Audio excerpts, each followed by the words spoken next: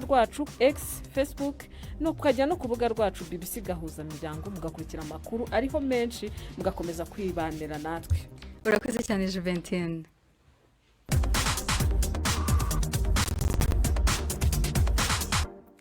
Uyu ni umwanya wo kumva incamake bizaba bikubiye mu kinamico urunana cyo ku munsi w'ejo.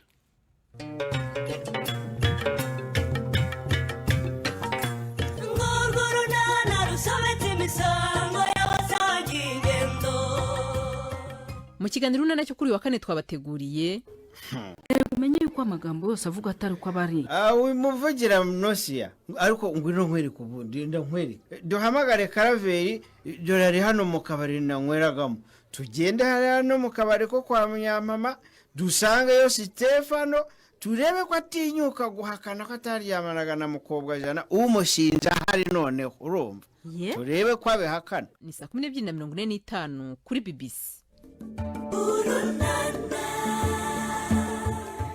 Ubu tugeze ku isaha y'isa moya n'iminota 54 Nairobi muri Kenya, ni saa 12 n'iminota 54 mu Burundi no mu Rwanda. Muri iyi minsi cyane cyane mu mujyi wa Kigali abantu b'ingeri zose barimo kwishyiraho tattoo ahantu hanyuranye. Ubu tattoo zigezweho n'izishyirwaho ni tattoo zishyirwaho kubera impamvu z'uburanga, izizwi mu ndimi z'amahanga nka cosmetic tattoos.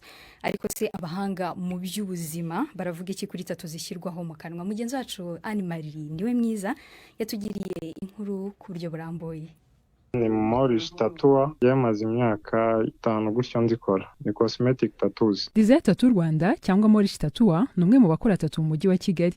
Avuga ko ibijyanye na tattoo hatabyize mu ishuri cyakora ngahora yihugura yifashishije ikoranabuhanga ku buryo ibyo akora abifitemo ubumenyi buhagije. Nakoze online practice, nkora na research kuri Google, niko kariyeri nagiye nyitangira. Buri munsi nkora research mbere yuko nkorera umuntu bitewe n'uruhu rwiwe, so ndi updating.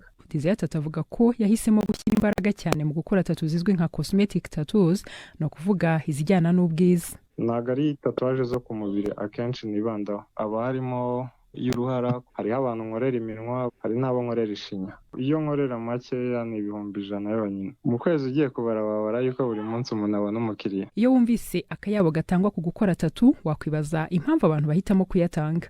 Design Tattoo arabisobanura muri aya magambo. Hari abakobwa nkorera, hari abamama nkorera, hari abagabo n'abasore nkorera. Buri wese usanga impamvu ashaka gukoresha ishinya itandukanye n'iyundi. Ariko benshi baba bahuriyeho nuko gutya wewe aba asanzwe aseka ariko agaseka mu buryo ki yavuga butamunyuze cyangwa atisanzuye.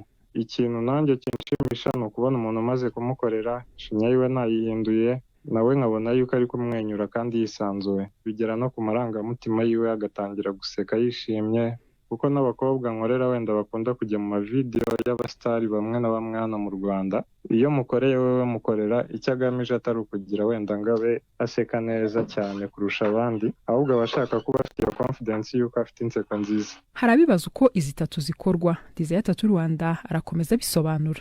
Tatuwaje ikoresha urushinge kandi tatuwaje zigira imashini zazo. Uri kubona iyo uri gukora tatuwaje ntabwo uba ugiye gutera urushinge ngo rwinjire mu mubiri mo imbere. Ni nka brush, ni nko kugenda unyuzaho kuri layer y'inyuma y'uruhu, nta nubwo byangiza uwo bikoreye. Dr. Dusabe Jean Claude ni inzobere mu buvuzi bw'amenyo, wavuga ko ibyo gushyira tattoo mu kanwa atabyemera nk'umuganga. Ubundi gampati ntabwo ari ibintu twemera kwa muganga. Benshi babikora ari ubwiza, yenda ashaka ishinya y'umukara, hari n'amifuzo zivuga ko ishinya y'umukara ariyo nziza. Mu by'ukuri nta hantu twebwe mu buvuzi twemera ko ishinya y'umukara ari nziza nyine iruta izindi. Dr. Dusabe kandi akomeza avuga ko abantu bakwiye kwitwararika kuko mu kanwa haba mikrobe nyinshi, ariko kandi ngo ho ntacyo ziba zihatwaye.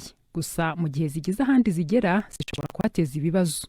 Mu kanwa twese turabizi neza ko niho hantu hambere mu mubiri w'umuntu haba mikrobe nyinshi. Niba winjije urushinge mu ishinya, haba hari amahirwe y'uko hava amaraso. Noneho iyo havuye amaraso bivuze ko hari amahirwe y'uko ibyari biri mu kanwa bigize connection ku maraso muri rusange. Kumva niba ahantu havuye amaraso, haba hari amahirwe y'uko izo bacteria zishobora no kwinjira mu mubiri wose. Mu kanwa hashobora kuba harimo mikrobe zidafite ikintu ziri gutwara umuntu, ariko zagera ahandi hantu zikaba zateza ibibazo.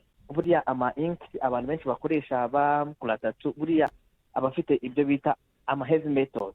Niba harimo heavy metals, harimo mercury, lead, arsenic, izo zose ni metals zifite ubushobozi bwo gukora icyo bita carcinogenic effect, hari ubushakashatsi bugaragaza ko bushobora guteza kanseri. Ikindi kintu kindi tugomba kwitondera, buriya abantu benshi bakora tattoo benshi basteriliza bakoresheje alcohol, kandi alcohol hari microbe nyinshi idashobora gukuraho. Urugero nka microbe zishobora guteza hepatite ntabwo ushobora kwicwa na alcohol. Icyo gihe niba nkukoreyeho nkakorera ku wundi muntu, haba hari amahirwe ko nshobora gutaransfera za hepatite zicwa na alcohol nzikura ku muntu nzijyana ku wundi. Ibi Dr Dusaba avuga arabihurizaho na Desire Tattoo Rwanda, ariko kandi akanasobanura uko abantu bakwiye kubigenza kugira ngo babyirinde. Ni ukuvuga ati ubundi ikintu cya mbere ni ugukoresha igikoresho gishyashya. Kuri tatuwaje nta gikoresho kijya gikora inshuro ebyiri. Niba urushinge rukoze ni ukurujugunya. Tattoo kwishinya zishobora kugira icyo zongera ku buranga, ariko iyo ubuzima bubangamiwe uburanga buratakara. Anne Marie niwe mwiza, BBC Gahuza Miryango i Nairobi. Anne-Marie niwe mwiza arakoze cyane. Mbere yo gusoza aya makuru twabateguriye kuri uyu mugoroba, reka twongere twumva amakuru agezweho twateguriye na Gerdas Yondimondo. Umugwa mukuru wa Cuba Havana n'uburere butandukanye bw'ico gihugu vyagiye mu kizime bitewe n'isambuka rikomeye ry'uburyo butanga umuyaga nkuba. Umukuru saca onikijejwe agatakazi na muntu yagirije abategetsi b'Uganda gukoresha amayeri yo kuburabuza muri iki gihe himirije amatora.